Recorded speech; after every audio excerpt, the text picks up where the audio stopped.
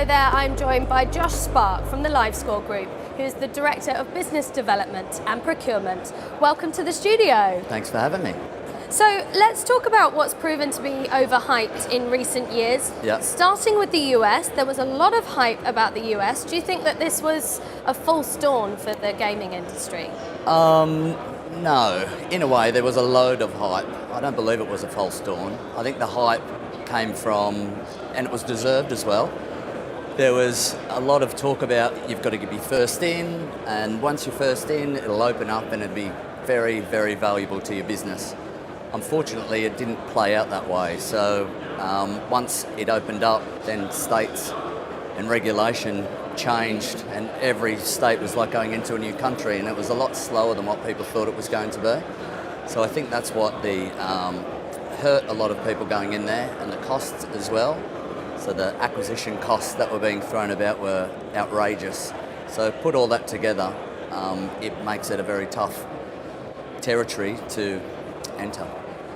So we're seeing Brazil emerge as a key region for expansion after market regulation.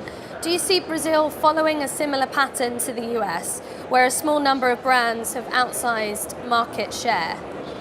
Yeah, I think Brazil's got the potential to follow the US. There's already a couple of large operators circling around, trying to get their dominance in there. And then, but I still think it's what everyone needs to remember, it's still in its infancy and it's still quite young, and there's still regulation that's moving around. So there's a lot of opportunity there, and it deserves everyone's attention to be excited about it.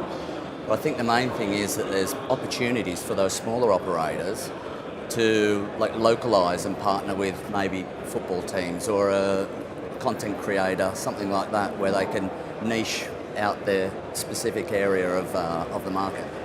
And are there any other markets that you think are particularly interesting and perhaps underserved by the industry? Yeah, good question. I think there's a few. In Africa, I think the Sub-Sahara is quite interesting. There's territories like Kenya and Nigeria, for example, where mobile technology is growing and cost of data is starting to slow down.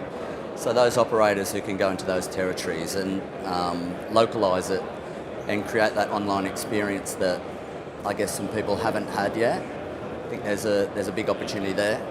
I'd say in Latin America, I know we spoke about Brazil, but outside of that there's Argentina, Colombia, Chile, and they're increasing their regulations, and there's no huge players, I would say, that are in there. So there's definitely opportunity there.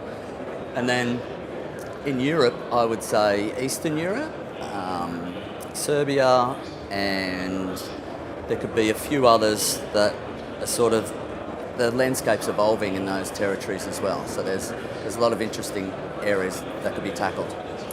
Let's move on and talk about technology. So artificial intelligence is a hot topic at the moment, and AI is on display across numerous stands here at ICE this year. Tell me what you think about where AI stands in the hype cycle, and has the industry figured out how best to use it?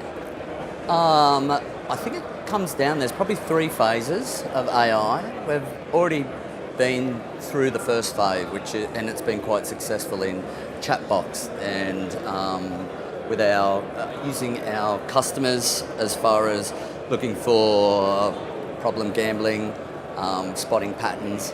So there's been a first phase, and customer support as well. So the first phase has sort of been quite successful.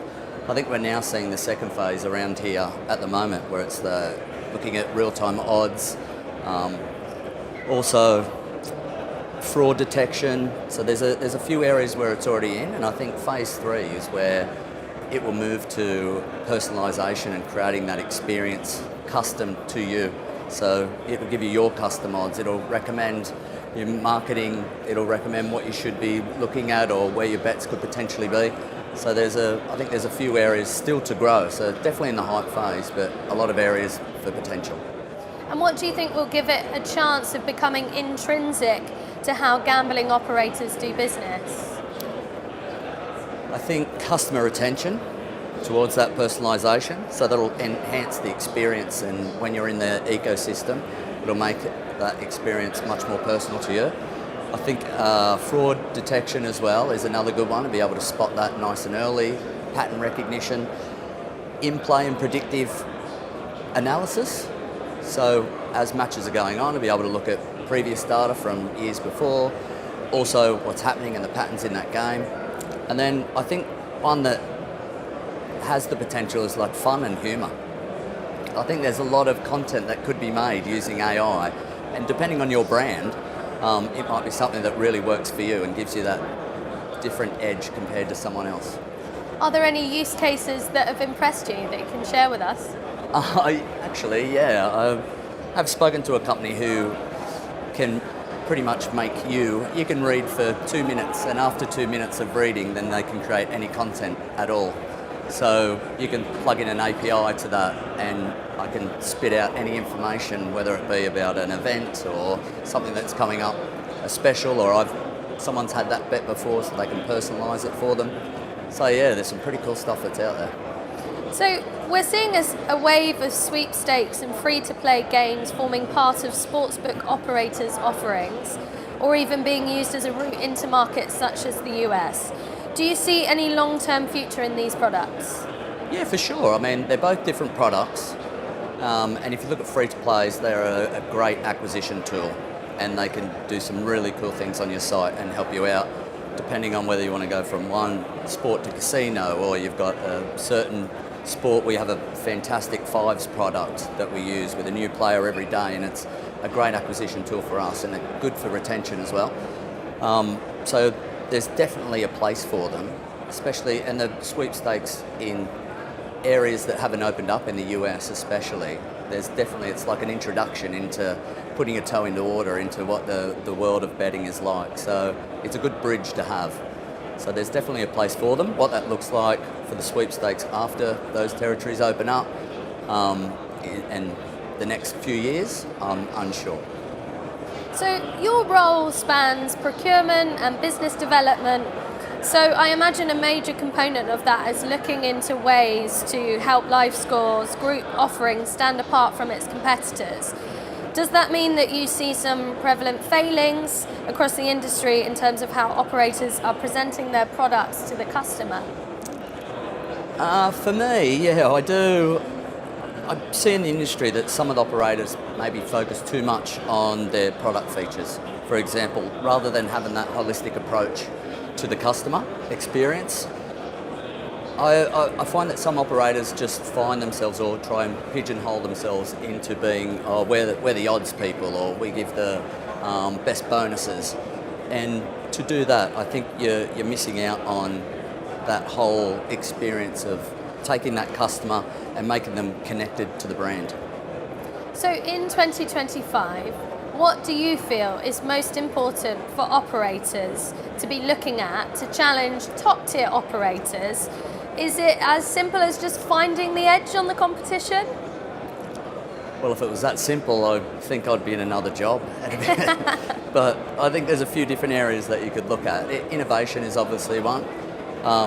You've got to try and stay ahead of the curve, and to be able to do that with new technologies like we've spoken about, and whether that is blockchain, whether that's AI, whether that is immersing yourself in that actual sport. And I think like AR and VR could be great examples of it. I think operators need to be able to differentiate themselves as long as innovate in the same breath. And then making it customer centric. I think we need to have this relentless focus on that customer experience.